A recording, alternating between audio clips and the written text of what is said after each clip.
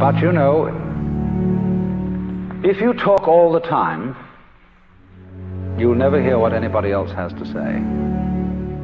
And therefore all you'll have to talk about is your own conversation. The same is true for people who think all the time. That means, when I use the word think, talking to yourself. Subvocal conversation, the constant chit-chat of symbols and images and talk and words inside your skull.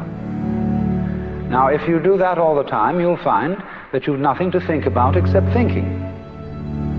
And just as you have to stop talking to hear what others have to say, you have to stop thinking to find out what life is about.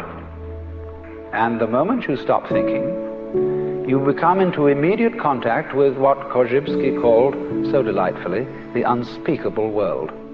The most ordinary sights and sounds and smells. The texture of shadows on the floor in front of you. All these things without being named and saying, that's a shadow, that's red, that's brown, that's somebody's foot. When you don't name things any longer, you start seeing them. Because, say, when a person says, I see a leaf, immediately one thinks of a spearhead-shaped thing outlined in black and filled in with flat green. No leaf looks like that. No leaves are not green. That's why Lao Tzu said, the 5 colors make a man blind, the 5 tones make a man deaf. Because if you can only see 5 colors, you're blind.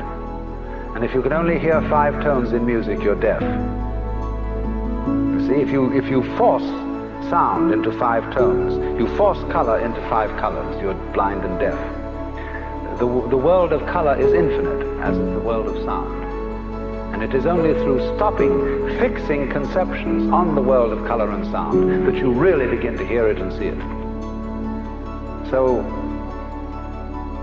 let me say again, I'm not talking about the ordering of ordinary everyday life in a reasonable and methodical way as being school teacherish and saying, nice, if you were nice people, that's what you would do. For heaven's sake, don't be nice people.